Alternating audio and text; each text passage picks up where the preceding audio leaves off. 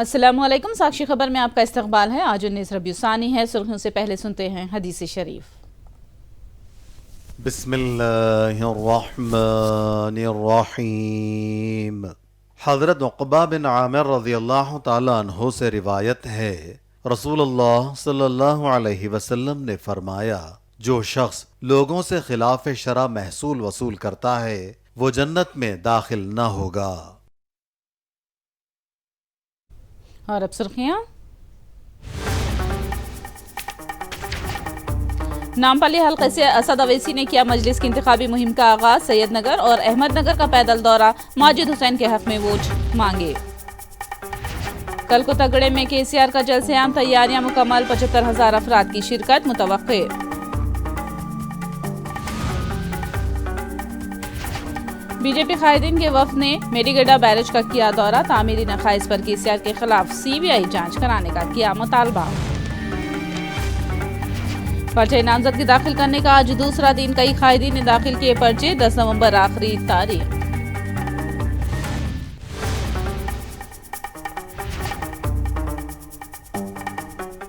और अब तफसील। मजलिस के सदर असद अवैसी ने कल उम्मीदवारों के नामों के ऐलान के बाद आज नामपल्ली से इंतखाबी मुहिम का आगाज कर दिया है। उन्होंने नामपल्ली के मजलिसी उम्मीदवार माजिद हुसैन के हमरा हल्के नामपल्ली के इलाकों सैयदनगर और अहमदनगर का दौरा करके आवाम से मुलाकात की और मजलिस के हक में वोट देने की अपील की। याद रहे कि नामपल्ली हल्के में मजलिस को कांग्रेस के ताकतवर उम्मीदवार फेरोज खान का सामना है। इसी तनाजुर में असद अवैसी ने अपने पैदल दौरा का आगाज नामपल्ली से किया है।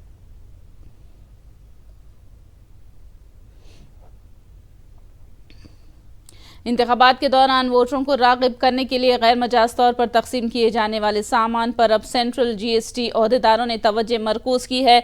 शहर में बाज़ इलाकों में तनक़ी के दौरान वोटरों को तकसीम किए जाने वाले सामान को जब्त कर लिया है। जब्त करदा सामान में किचन का सामान, कपड़े और स्पोर्ट्स मटीरियल शामिल है, जिसकी कीमत तकरीबन 4 करोड़ बताई जाती है।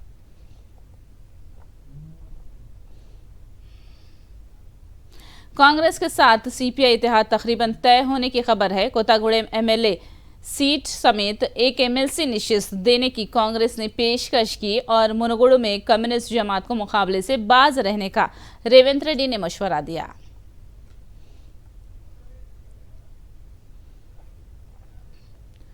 तेलंगाना असेंबली इंतखाबात जैसे जैसे करीब आते जा रहे हैं वैसे वैसे तजस्सुस बढ़ता जा रहा है। एक तरफ पर्चे नामजदगियां और दूसरी जानिब से इंतखाबी मुहिम जोरों पर है। वहीं टी कांग्रेस और बाएं बाजू की जमातों के इत्तेहाद पर सूरत हाल गैर वाज़ेह है। कांग्रेस की तीसरी फहरिस्त के लिए कांग्रेस उम्मीदवार मुंतजिर हैं।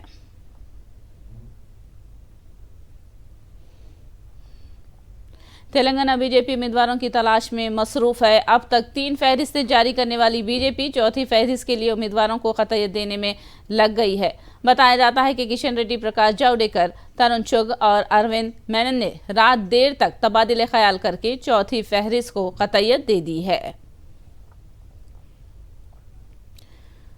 तेलंगाना असेंबली इंतखाबात में पर्चे नामजदगी को दाखिल करने का सिलसिला जारी है। पहले दिन चंद कायदीन ने अपने अपने पर्चे दाखिल कर दिए हैं। जुमा के दिन 64 हल्कों से 100 उम्मीदवारों ने अपने पर्चे दाखिल किए हैं, जिसमें खम्मम से थुम्मल नागेश्वर राव, कोडिंगल से रेवंत रेड्डी ने अपना अपना पर्चा दाखिल किया है। कामारेड्डी में 3 और गजवेल में 3 आज़ाद उम्मीदवारों ने अपने पर्चे दाखिल किए हैं। इंतखाबी कमिश्नर विकास राज के मुताबिक पहले दिन कम पर्चे वसूल हुए हैं। उन्होंने उम्मीदवारों को मशवरा दिया कि तमाम कॉलम्स की खानापुरी करके हलफनामा दाखिल करें।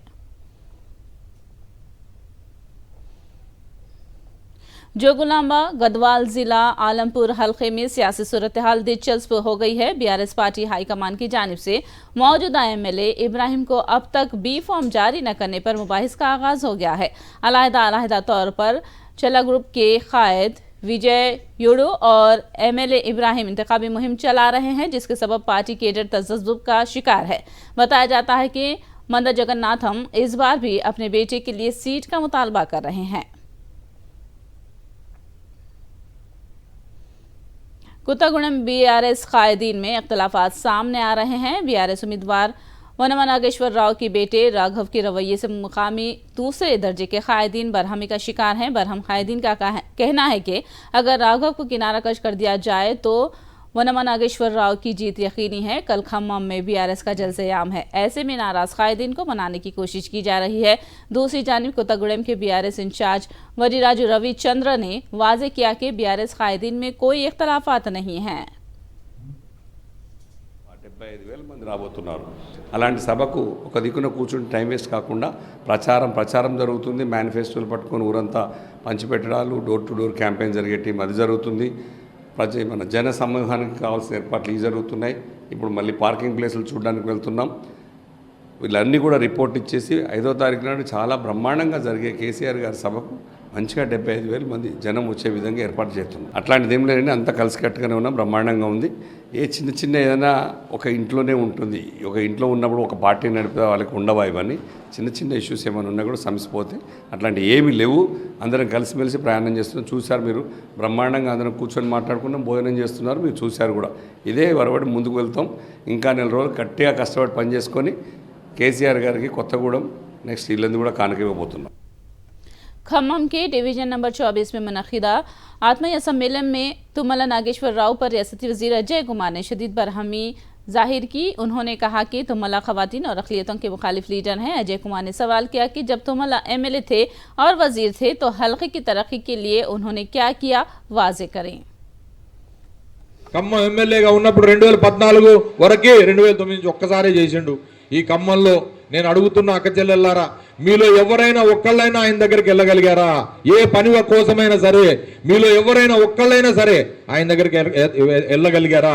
ఒక్క పనన్నా చేయించుకోగలిగారా? ఒక్కసారి చేయెత్తి మీరు ఎవరైనా ఉంటే చెప్పాలని నేను కోరుతా ఉన్నా। ఖమ్మంలో ఓడిపోయి నా చేతిలో ఓడిపోతే కేసీఆర్ గారు తీసుకుపోయి పాత మిత్రుడు కదా అని చెప్పి మంత్రి పదవి ఇచ్చి ఎమ్మెల్సీ ఇచ్చి పాలేరులో రామిరెడ్డి వెంకటరెడ్డి గారు చనిపోతే ఆయన భార్యకి టికెట్ ఇవ్వాలంటే దానికి అడ్డం పడి తీసుకొని అందులో మరి బై ఎలక్షన్లో మేము అందరం కష్టపడితే గెలిచిండు।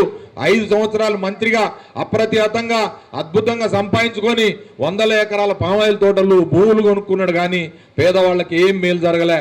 మళ్ళా తర్వాత 2018లో పాలేరు నుంచి పోటీ చేస్తే ఆయన ఓడిపోయిండు। ఆయనతో పాటుగా మరి ఆయన మొత్తం ఉన్న 9 మంది ఓడిపోయారు।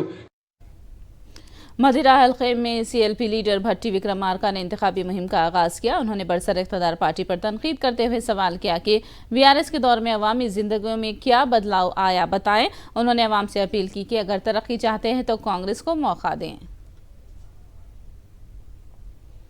10 సంవత్సరాలు ఈ రాష్ట్రాన్ని ఏలుతున్నటువంటి టీఆర్ఎస్ ప్రభుత్వం నాకు తెలిసి ఈ గ్రామంలో ఏ పని కూడా చాడ మట్టేసి పనిచేసినటువంటి పరిస్థితి లేదు।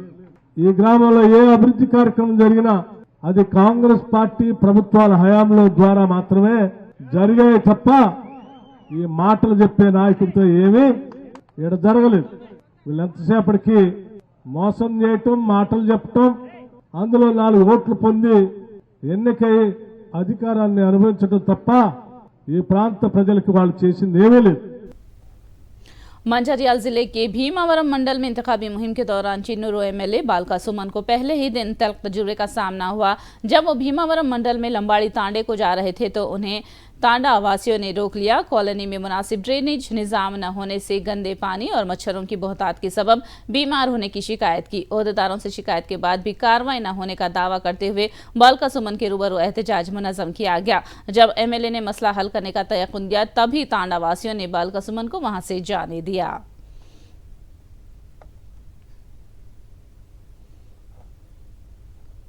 कालेश्वरम बैरेज की बदउनवानियों और तामीराती नकाइस पर वजीर आला केसीआर के खिलाफ सीबीआई जांच करने का बीजेपी सदर किशन रेड्डी ने मुतालबा किया है। झुके हुए पिलर्स और मिरीगड्डा बैरेज के शिगाफों का बीजेपी कायदीन ने मुशाहिदा किया। नेशनल डैम सेफ्टी अथॉरिटी की दी गई रिपोर्ट के तनाजुर में इस दौरे को अहमियत हासिल हो गई है।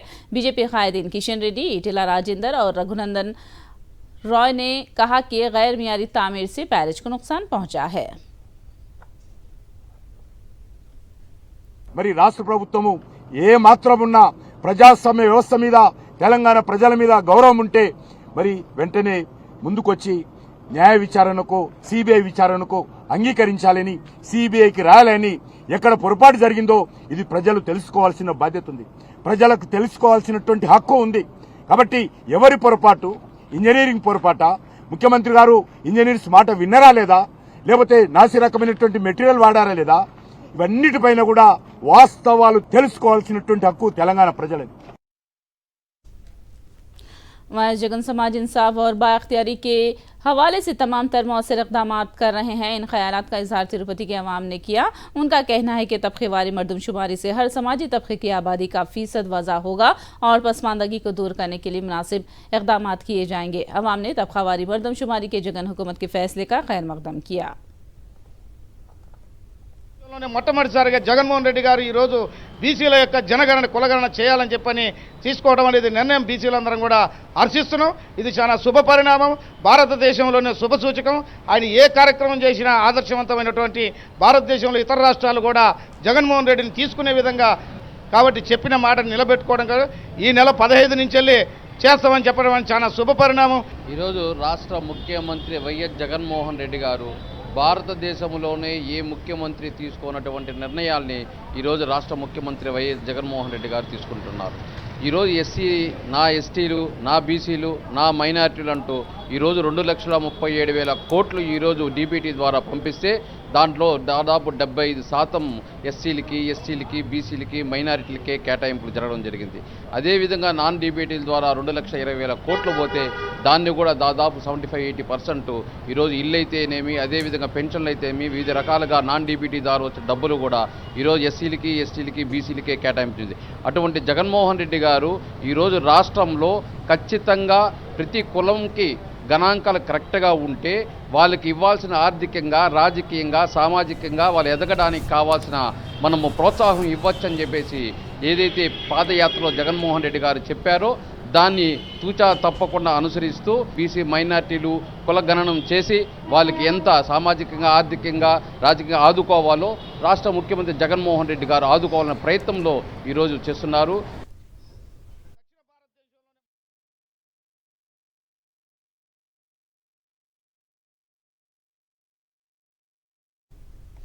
सीधे रुक करेंगे मदिरा का, जहां पर भट्टी विक्रमार्का इस वक्त बात कर रहे हैं.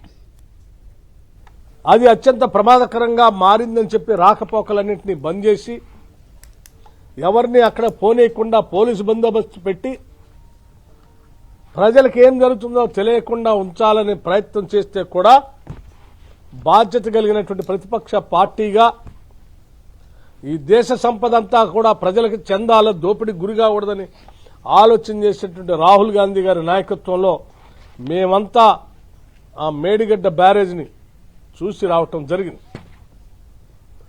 రాజకీయం అన్నారు, మేము చెప్తే కావాలని మాట్లాడుతున్నారన్నారు. కానీ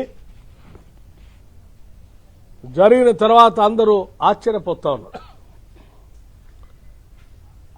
ఈ మేడిగడ్డతో పాటు ఆ పైన ఉన్నటువంటి అన్నారం బ్యారేజ్ దగ్గర కూడా నీళ్లు కాంక్రీట్లోంచి లీక్ అవుతూ పెద్దగా ప్రమాదకర సూచనలు చూపిస్తా ఉంది. ఈ విషయం కూడా ప్రజలందరికీ తెలిసిందే. మీడియాని బోనేయట్లేదు, వాస్తవాన్ని బయటికి రానియట్లేదు. అయినప్పటికీ కూడా ప్రజలకు తెలియాలి, ఇది జాతి సంపద, ఈ రాష్ట్ర ప్రజల సంపద ఇది అని చెప్పి మేము నేరుగా వెళ్ళాం, చూశాం, బయటకు వచ్చి మాట్లాడాం. ఆ తర్వాత భారత ప్రభుత్వ dam safety authority, national dam safety authority వాళ్ళు దీన్ని సందర్శించి వాళ్ళు చెప్పిన విషయాలు కూడా బయటకు వచ్చినాయి. దానికి సంబంధించిన సమాచారమే నేను మీ ద్వారా రాష్ట్ర ప్రజలకి, దేశానికి తెలియజెప్పాలని ఈరోజు ఈ సమావేశాన్ని ఏర్పాటు చేశాను. దీంట్లో చాలా స్పష్టంగా ఉంది, భారత ప్రభుత్వ డ్యామ్ సేఫ్టీ అథారిటీ కమిటీ నివేదిక సంబంధించిన ముఖ్య అంశాలు మీ దృష్టికి తీసుకుని రాదలుచుకున్నాం. దీంట్లో ప్రధానంగా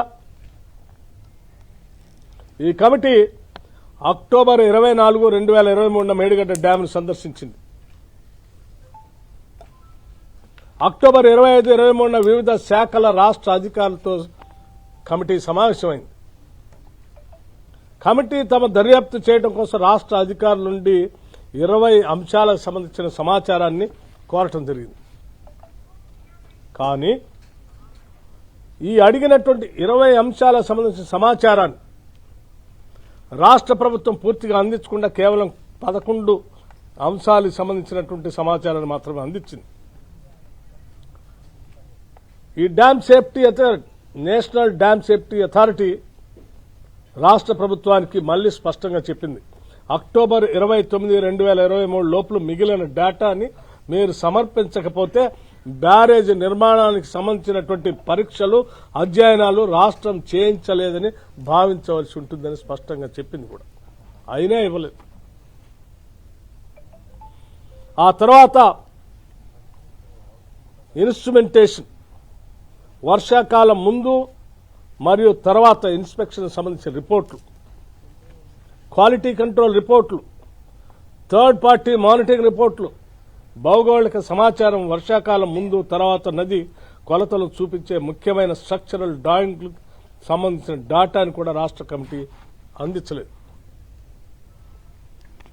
ఈ సమాచారం అవసరమైన పరీక్షలు, అధ్యయనాలను రాష్ట్ర నిర్వహించలేకపోయిందని కమిటీ నిర్ధారించింది.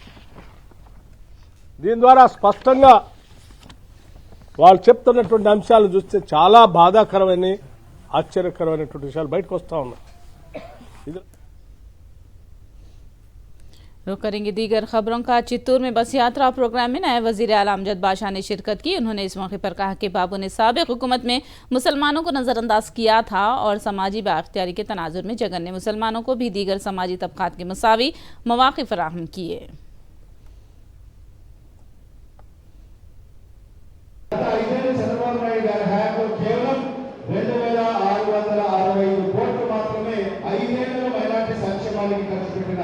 గత ప్రభుత్వం చంద్రబాబు నాయుడు గారి ప్రభుత్వం, కానీ ఇవాళ ఈ జగన్మోహన్ రెడ్డి గారి ప్రభుత్వంలో మరి ఈ రోజు ఈ 4.5 సంవత్సరాల కాలంలోనే మరి ఈ రోజు 23,176 కోట్ల రూపాయలు ఈ రోజు మైనార్టీ సంక్షేమం కోసం ఖర్చు పెట్టిన ప్రభుత్వం జగన్మోహన్ రెడ్డి గారి ప్రభుత్వం।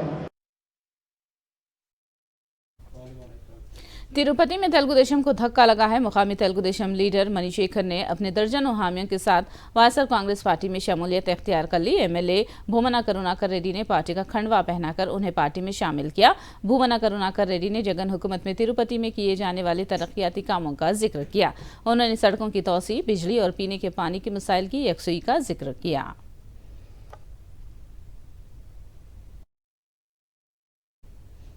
तेलुगु देशम कायदीन पर पुनूरू एमएलए कलारी रोशैया ने शदीद बरहमी जाहिर की। पुनूरू हल्के में ज़राई पानी की किल्लत होने के प्रोपेगंडे पर उन्होंने शदीद बरहमी जाहिर की है।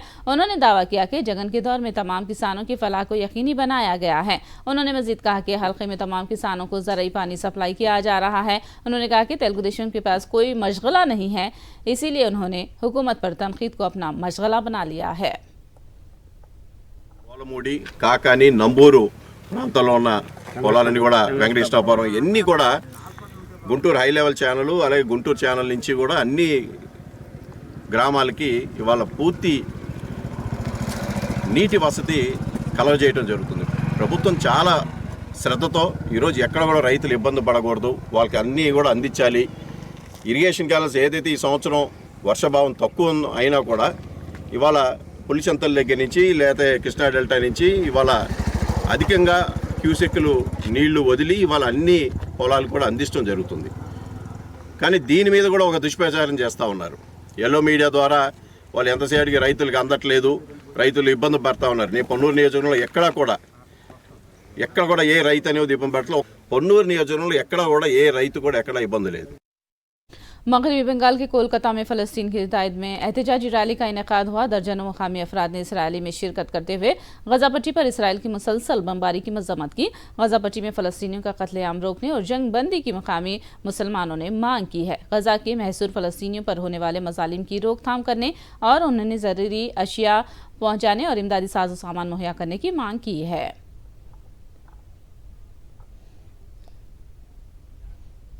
असेंबली इंतखाबात से पहले छत्तीसगढ़ के वजीर आला भूपेश बघेल तनाज़े में घिर गए हैं। महादेव बेटिंग ऐप से मुतालिक ईडी ने सनसनीखेज इंकशाफात किए हैं। ऐप के मुंतजिमीन की जानिब से बघेल को 508 करोड़ रुपये अदा किए जाने का फॉरेंसिक तजिया और एक कैश कोरियर से इंकशाफ होने का दावा किया गया है, जिस पर ईडी ने जांच करने की बात कही है। इंतखाबात से कबल तनाज़े ने छत्तीसगढ़ की सियासत को मजीद गरमा दिया है। ईडी की जानिब से रिश्वत के इल्जाम छत्तीसगढ़ के वजीर आला बाघेल ने मुस्तरद कर दिए हैं। उन्होंने सवाल किया कि और किसी केस में वजीर आजम का नाम लेते हैं तो क्या ईडी वजीर आजम से पूछताछ करेगी। उन्होंने कहा कि इंतखाबात से बौखलाहट का शिकार मोदी अपोजिशन के खिलाफ ईडी का इस्तेमाल कर रहे हैं। कि आप किसी सूबे के मुख्यमंत्री पे किसी आदमी से मार पीट के या दबाव डाल के बुलवा दो, मैं किसी को पकड़ लूं और बोल दूंगा यदि प्रधानमंत्री का नाम लेने के लिए, तो क्या प्रधानमंत्री से पूछताछ करेंगे? मतलब किसी की इज्जत उछालना बहुत आसान हो गया। कल ही सर आपने कहा कि आपको परेशान किया जा रहा है आपकी सरकार। मरकजी वजीर स्मृति ईरानी ने कहा कि कांग्रेस पार्टी छत्तीसगढ़ में हवाले के पैसे से इंतखाबात जीतने की कोशिश कर रही है। छत्तीसगढ़ का चुनाव कांग्रेस पार्टी हवाला ऑपरेटर से लड़ रहे हैं। छत्तीसगढ़ पुलिस, आंध्र पुलिस, ये दोनों भारतीय जनता पार्टी के प्रशासनिक संरक्षण में नहीं चलते। तो क्या भूपेश बघेल अपनी सरकार को कटघरे में खड़ा कर रहे हैं? तो क्या भूपेश बघेल ये स्वीकार करते हैं कि चंद्रभूषण वर्मा द्वारा 65 करोड़ ठीक था, असीम दास का 5 करोड़ 50 लाख रुपया 30 लाख रुपए वो ठीक है, सिर्फ 508 के एक राशि पर उनका प्रश्न चिन्ह है, बाकी सब ठीक है क्या? 65 करोड़, 450 करोड़, 5 करोड़ 30 लाख से ज्यादा, 15 करोड़ की फ्रीजिंग बैंक अकाउंट में। क्या भूपेश बघेल का ये मानना है कि ये सारी राशियां ठीक है, सिर्फ 508 करोड़ की राशि पर उनको डाउट है? वनडे आलमी कप 2023 की सेमीफाइनल में हिंदुस्तानी टीम ने रसाई कर ली है, मगर स्टार ऑलराउंडर व नायब कप्तान हार्दिक पांड्या वर्ल्ड कप मैचों से दूर हो गए हैं। जख्मी होने के सबब पांड्या टूर्नामेंट से दस्तबरदार हो गए हैं। पांड्या की जगह बीसीसीआई ने नौजवान पेसर प्रसिद्ध कृष्ण को मौका दिया है।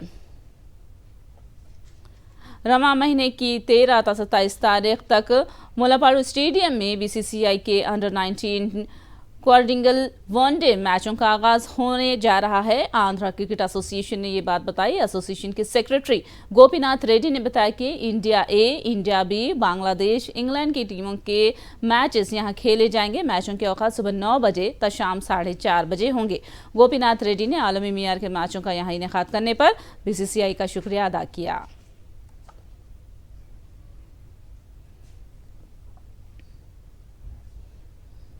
आखिर में सुर्खियां एक बार फिर। नामपल्ली हल्के से असद अवैसी ने किया मजलिस की इंतखाबी मुहिम का आगाज। सैयदनगर और अहमदनगर का पैदल दौरा, माजिद हुसैन के हक में मांगे वोट। कल कोतागुड़े में केसीआर का जलसे आम, तैयारियां मुकम्मल, 75,000 अफराद की शिरकत मुतवक्को। बीजेपी कायदीन के वफ्द ने मेडीगड्डा बैरेज का किया दौरा। तामीली नकाइस पर केसीआर के खिलाफ सीबीआई जांच कराने का किया मुतालबा। पर्चे नामजदगी दाखिल करने का आज दूसरा दिन, कई कायदीन ने दाखिल किए पर्चे। 10 नवंबर आखिरी तारीख। साक्षी खबर में फिलहाल इतना ही। साक्षी टीवी पर खबरों का सिलसिला जारी रहेगा।